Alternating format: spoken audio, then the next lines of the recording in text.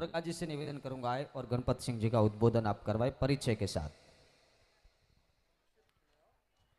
हालांकि डॉक्टर गणपत सिंह जी राजपुरोहित किसी परिचय के मोहताज नहीं है। उन्होंने राजपुरोहित समाज का नाम संपूर्ण राजस्थान में प्रसिद्ध किया है।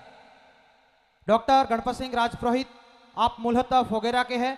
आपने कुल 25 राजकीय सेवाओं में चयन पाते हुए वर्तमान में सहायक आचार्य के रूप में राजकीय पीजी बाड़मेर में अपनी सेवाएं दे रहे हैं।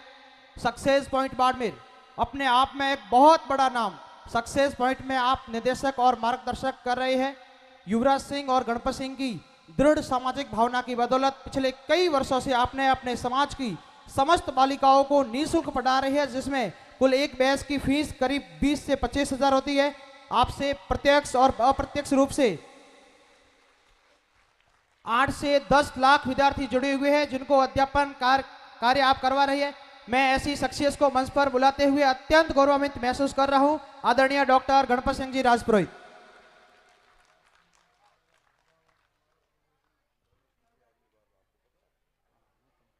और युवराज सिंह जी राजपुरोहित ने भी हमारे बालेरा में शिक्षा हेतु पिछली बार आप बोली जाता रही है। एक बार जोरदार तालियों से डॉक्टर गणपत सिंह जी राजपुरोहित और युवराज सिंह जी राजपुरोहित का सम्मान और बहुमान कराए। आदरणीय गणपत सिंह जी राजपुरोहित।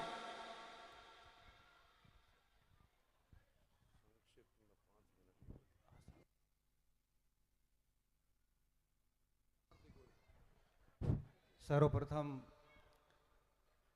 श्री माँ कुबड़ जी की धरती को प्रणाम करता हूँ।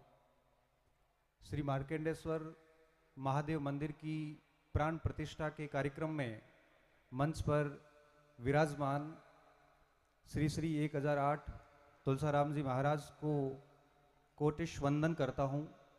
श्री श्री 1008 महामंडलेश्वर निर्मलदास जी महाराज को चरण वंदन करता हूँ। प्रांगण में विराजमान मातृशक्ति और मेरे पिता तुल्य बुजुर्गों और युवागणों,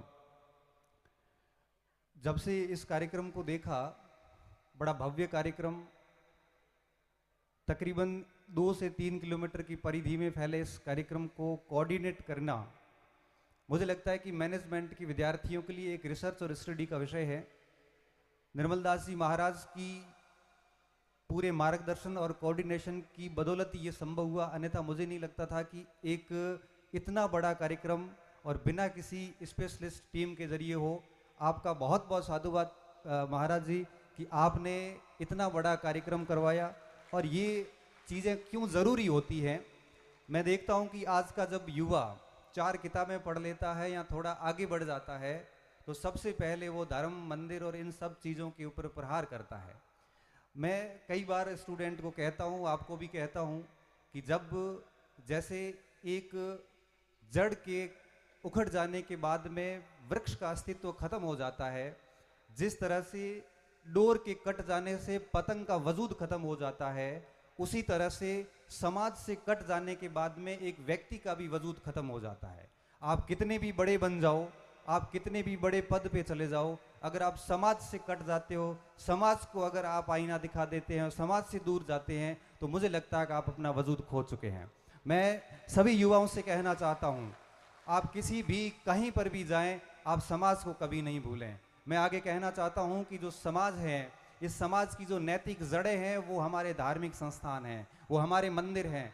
आपको बताते हुए मुझे बड़ी खुशी होती है कि प्राचीन भारत के इतिहास को उठा के देखते हैं तो मंदिर जो है वो केवल धार्मिक और केवल आस्था का विषय नहीं थे, बल्कि मंदिर अकाल राहत कार्यों के तहत वहाँ भूखे लोगों को अनाज बांटने का काम करते थे, वहाँ पे पेयजल और पशुधन के लिए पानी की व्यवस्था करते थे, मंदिर शिक्षा की व्यवस्था करते थे, मंदिर न्याय का काम करते थे, मंदिर वहाँ पे आपके सामाजिक समरसता की बात करते थे।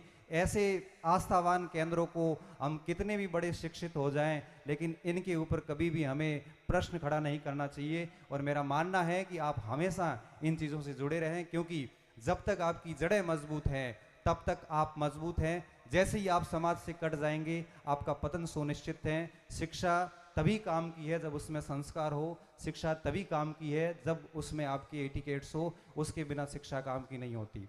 मैं सभी बालेरा वासियों से और यहाँ पे विराजमान सभी जितने भी गणमान्य नागरिक हैं उनसे एक आग्रह करना चाहता हूं कि हमारे समाज में बालिका शिक्षा की स्थिति आज भी ठीक नहीं है।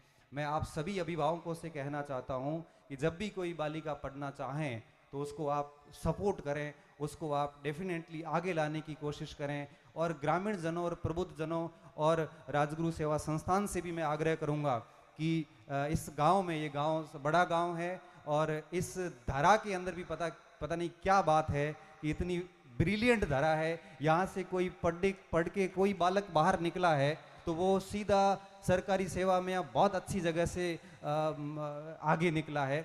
तो मैं चाहता हूं कि इन गांवों से लड़कियों की शिक्षा के लिए भी काम होना चाहिए। और मेरा सुझाव ये है कि आप सभी और हम सभी मिलकर इस गांव में बालिका शिक्षा के लिए एक लाइब्रेरी की व्यवस्था करें। और उस लाइब्रेरी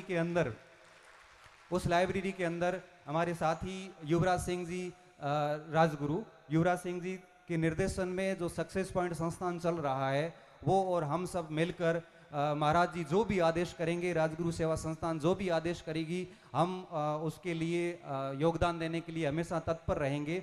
और हम चाहते हैं कि यहाँ पे एक बालिका शिक्षा की लाइब्रेरी हो। और सभी अभिभावकों से कहना चाहता हूँ कि आप सभी अभिभावक बच्चियों को पढ़ाने का प्रयास करें। इसी बात के साथ में मैं मेरी वाणी को समाप्त करता हूँ। और मुझे बड़ा अच्छा लगा कि इन संत वृंदन में मुझे बोलने का अवसर मिला। जय कुबड़ बाग।